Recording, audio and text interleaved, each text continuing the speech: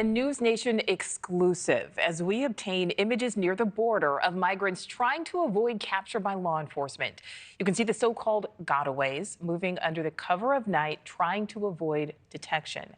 Customs and Border Patrol report 140,000 gotaways just since October. But for all of fiscal year 2023, there were more than 800,000, and those are just the ones authorities know about. NewsNation's Ali Bradley is following all of this, joins us live. So, Ali, tell us more about these exclusive images. Yeah, hey, Nichole. So the images you're looking at there, they are not of people that are trying to self-surrender, that are trying to give themselves up to Border Patrol. Rather, they are trying to evade. They are trying to remain undetected and get into our country illegally without being processed by Border Patrol. So this group of 13 actually was spotted on a landowner's camera.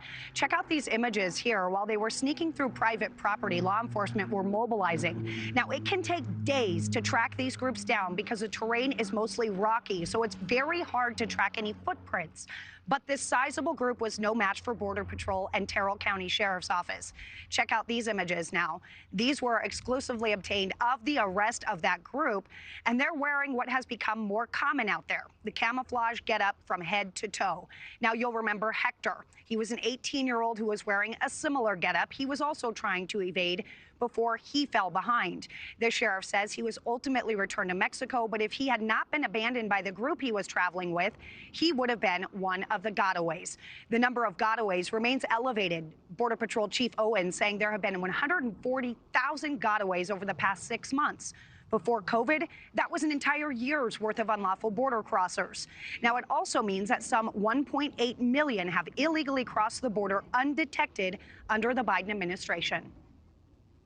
Right now, with the pressures that are being put on at Eagle Pass and El Paso, the Bigman sector is the last portion of the border that really hasn't seen any infrastructure, very little technology, and then coupled with that is just low manpower. Here in the past week, we've had a lot of wind, we've had some rain, and then that will completely erase any sign that's left on the ground, therefore making it harder for our agents to actually get out and track. And when you couple that with the lack of technology, yeah, their job is pretty much impossible out there. In Terrell County, over the last 8 days, just over 30 groups were detected.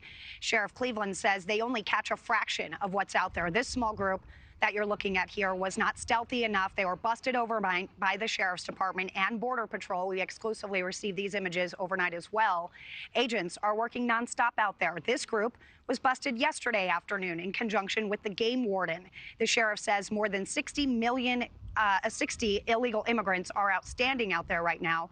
And he says that they are starting to see smaller groups, saying smugglers can divide and conquer that way, task saturation. So the Border Patrol Union is saying the larger groups, like what we're seeing in El Paso, they have breached those barriers out there, and the cartel is using those groups as distractions and pushing people and drugs through the holes illegally. Now, something really interesting here, Nichole, Sheriff Cleveland emphasizing no matter what administration comes into play here in November, they're going to have their hands full, because regardless of what happens, when they start to secure that border more, people aren't going to stop coming. They are going to continue to come, but they're just going to be evading, putting the task back on those local law enforcement to go out there and find those that are trying not to be found, Nichole. Thank you for watching. Go to newsnationnow.com to find NewsNation on your television provider. And don't forget to click the red subscribe button below to get more of NewsNation's fact-driven, unbiased coverage.